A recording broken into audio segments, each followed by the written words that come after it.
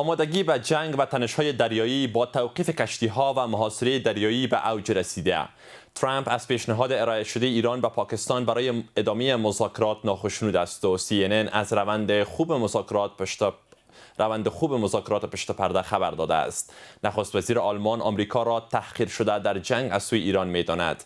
در مقابل اما وزارت خارجه ایران اروپا را بر رویکرد درنگ متهم می‌کند.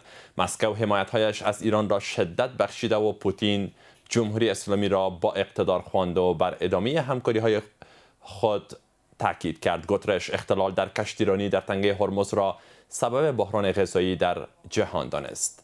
سلام و تحلیل یک امشب با من اسماعیل سادات. خوش آمدید. مهمان من دکتر سید بلال احمد فاطمی آگاه روابط بین الملل است. سلام آقای فاطمی، وقتتان بخیر. ایران جنگ اخیر را نابرابر میدانه، ولی اگر قرار بر مذاکره باشه کارتای بازی دو طرف برابر است یا نابرابر؟ مثلا قالیباف، لوله‌های گاز، تنگه هرمز و موارد دیگر کارت برد ایران میدانه، ولی کارت برد آمریکا در این میان چی است؟ بسم الله الرحمن الرحیم. سلام و احترام با شما آقای سادات و با بیننده های برنامه سرویس خبری شما. کارت برد ایران در منطقه بیشتر زیاد است. یکی است که ایران در اینجا محلش است، جایش است و هر چیز در دست اول قرار داره. امریکا کم از کم 12 هزار کیلومتر دور آمده از فاصله به ذریعه کشتی ها در اینجا جنگ میکنه. پایگاه ها همگی از بین رفته، وسایلش از بین رفته، سیستم دفاعی را که به او می نازید او نازش بر خاک یکسان شده. بنان او توازن را که در مقابل ایران برتری را که داشت، او برتری را فعلا امریکا در منطقه نداره.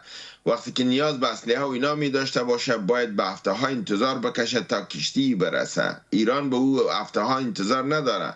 ایران در خانه خود فابریکه فعال است، تولید میکنه و میگیره و استعمال میکنه. حتی تولید ایران بیشتر از ضرورتش است. میتونه که حفظ هم مصرف کنه و هم حفظ کنه. بنان از این لحاظ کارت ایران بالاتر است. از این لحاظ ایران در شرایط بهتری نسبت به امریکا قرار داره. دیگه کارت برندگی ایران در منطقه بالا رفته و شما میبینید که حتی فعلا خود امریکایی را حس میکنه که سابق اونا بهانه جویی میکردن، آل وزر و زاری میکنن برای مذاکره و ایران برای مذاکره نمیه. چرا؟ ایران داره دقیقا سنجش میکنه موضوعات، میسنجن، میبینن و یک کمیته در اونجا داره و کمیته موضوعات میبینه، تصامیم خود میگیره. اونا میبینن که امریکا ضربه خورده، به حساب هم ضربه سیاسی خورده، هم اقتصادی خورده و هم از لحاظ استراتژیک ضربه خورده. در اینجا برنامه هایی را که داشت او تطبیق نشده، اسلحه‌ای را که داشته او را از دست داده. فشار سیاسی در داخل کشور افزود شده. فشار سیاسی که چون از وضع اقتصادی بالای جهان تاثیر کرده، او بالای امریکا بیشتر شده. شما میبینین هر روز اروپایا، او روز استارمر به دونالد ترامپ زنگ زده بود که کمی همی تنگی هرمز مسئلهش نرم کو.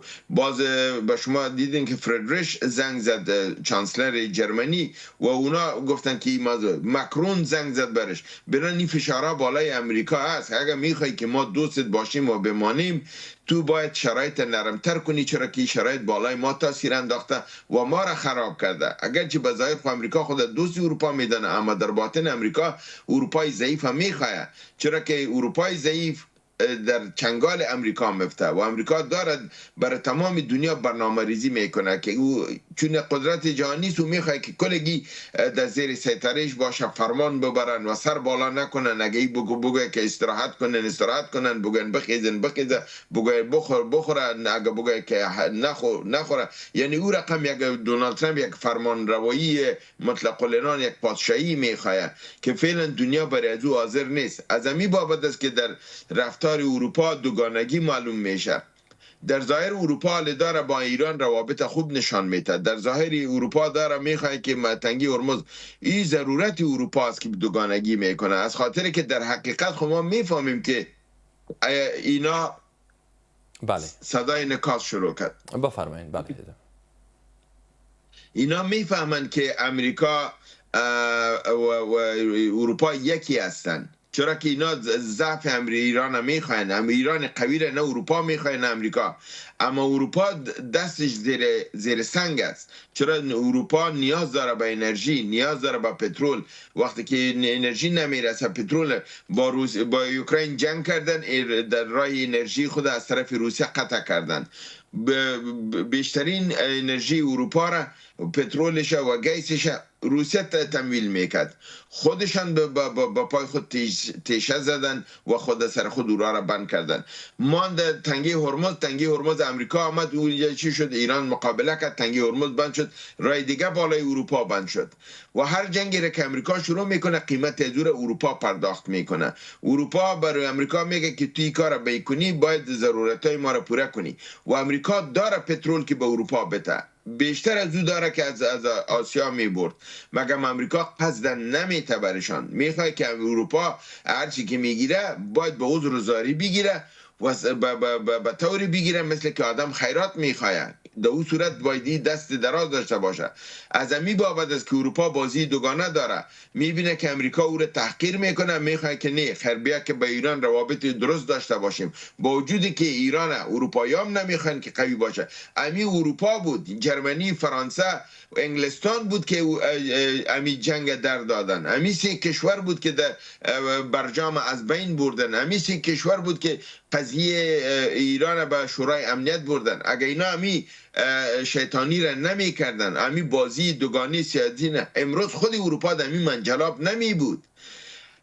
اینا کارا را کردن، امروز قیمتش ادا میکنن و ایران داره هر دو طرفه بسیار بد رقم گرفتار کرده در یک منجلاب و ایران میخواه که اروپا را به طوری، هم امریکا داره از اروپا را منور میکنه، یعنی با او بازی میکنه که به نفع از او بچرخه، هم ایران داره بازی میکنه. فرزن به اسپانیا گفت که تو هر زمانی که بخوای میتونی به تنگی هرمز بیایی، هر چقدر پترولی که بخوای گرفته میتونی رفته میتونی. این چی است؟ امتیاز دادن از یک مملکت تا مملکت های دیگه ببینه او این مملکت امتیاز داد، اگر ما رویه خود تغییر بتون برای ما امتیاز میته. وقتی که رویه خود اینا تغییر بتن، خود به خود بین امریکا و اروپا فاصله بیشتر میشه. آقای فاطمی، میخوایم به این اشاره داشته باشیم که کارتای برد تا کجا میتونه ایران همراهی کنه و چقدر میتونه براش موثر باشه؟ این کارتای برد ایران که از این کارتای برد موقتی نیست. بله. تنگی هرمز دائمی است، کنترل ازی در دست ایران دائمی است. بنان این استراتژی و این جغرافیا را امریکا یک کسی تغییر داده نمیتونه. یعنی میتونه تا آخر، آقای فاطمی، میتونه تا آخر دست ایران باشه این کارتا؟ میتونه از این کار تا آخره که تا جنگ به یک طرف بکشانه از استفاده کنه، چرا که کلگی دارن حال تمایل به اون طرف پیدا میکنن که خب این کارت از ایران گرفتن نمیتونیم، بنان از این که در مقابله قرار بگیریم بهتر است که در موافقت قرار بگیریم. از همین بابت شما میبینین در کشورهای عربی هم تغییرات آمده است. کشورهای عربی، قطر داره با ایران نزدیکیت میکنه، از امریکا دوری میکنه. عمان از با ایران نزدیکیت میکنه، از امریکا دوری میکنه. امارات متحده عربی اعلان کرده که جنگ ختم شد، ما پایگاه امریکا را کار ندارم، برای ما ضرر کرد، مرا زد. امیر اقام عربستان سعودی داره از امریکا خود دور میکنه، قرارداد نظامی را قطع میکنه، با چینایا خود نزدیک میکنه. این تغییرات کلی در منطقه است. اروپایی ها دارن در مذاکرات قبرس علنا گفتن که ما باید با ایران روابط بهتر بسازیم، برای ما امریکا کمکی کرده نمیتونه، ضرورت ما رو پوره نمیکنه. ما از خاطر امریکا چرا یک جنگی را بگیریم که او به ضرر ما و بر ضرر ملت های ماست؟ بنان جهان داره او طرف شفت میکنه، کارتای ایران قوی شده میره، کارتای امریکایی ها ضعیف شده میره. و دیگه ایست که فشار داخلی که در امریکا از بابت انتخاباتی که در پیش روی دارن و خطر ازی که سقوط حزب جمهوریت خواه در سیاست امریکا، نه تنها در مقطع زمانی فعلی، اگر این بار جمهوریت خواه میبازه، با این مطمئن باشین تا 20 سال آینده دیگه به قدرت نمیآید. 20 سال آینده را به دموکرات ها با تو بخشش میکنن، چرا که دیگه ملت امریکا باز به جمهوریت خواه ها به نسبت بازی خرابی را که در جهان کردن. ببینن ونزوئلا را اخطار داد، به نایجریا اخطار میته، بالای ایران حمله کرد، در اوکراین جنگ در نصفه ماند، او را در همین رقم در نصفه به حساب گوسفند ناکشته را گردن بریده در اونجا مانده. این کلگی چیز امی سیاسیون و مردم در اونجا زیر نظر دارن که خب این بازی های ناقصه، چرا حذف میکنه و باعث ورشکستگی امریکا شده، از لحاظ اقتصادی، از لحاظ سیاسی، از لحاظ قدرتی که دنیا را کنترل میکرد حالا خود کنترل کرده نمیتونه. و دیگه ایست که جمهوریت ها کاملا بازی را کردن. درست است که تمام احزاب سیاسی امریکا بالخصوص دو حزب مقتدره که دموکرات و جمهوریت ها هستن، اینا به دست اسرائیل بازی میکنن، اما در یک لفافه بازی میکردن. دونالد ترامپ همه چیز از لفافه کشید و برهنه ساخت و کلگی میبینن که دونالد ترامپ به دست نتانیاهو بازی میکنه، فریب میخوره و این باعث ورشکستگی امریکا شده و تنفر در امریکا بیشتر شده. بنان این کارتی است که ایران داره و از این استفاده میکنه و امریکا این کارتی است که کارت ورشکستگی و شکننده است. باید این را ترمیم کنن تا اگر میخوان که از این ورطه براین، باید به میز مذاکره بیاین، شرایط ایران را بپذیرن، خود به سلامتی از این جنگ بکشن تا دوباره اقتصاد خود متوجه شوند، تولیدات نظامی و فابریکی خود متوجه شوند و بتانن که خود با پای ایستاده کرده بتانن. و در آخر آقای فاطمی میخوایم به این اشاره داشته باشیم به حیثیت و اعتبار آمریکا، البته که آلمان آمریکا را تحقیر شده میدانه. خب به نظر شما این جنگ حیثیت آمریکا در جهان را چقدر متضرر ساخته؟ کاملا متضرر ساخته. آمریکا او آمریکایی نیست که مسابق مردم از اون میترسیدن. ببینید حتی کشورهای عربی که سابق جرأت حرف زدن نمیکنن، حال حرف میزنن. نمی که امارات متحده میگه که ما پایگاه را نمیخوایم. آیا حرف سابق زده میتونست؟ دو پاریش میکرد امریکا، اما حال میزنه گپ خدا. عمان میال در مقابل امریکا ایستاده است، در پالوی ایران ایستاده است. سابق عمان این کار کرده میتونست.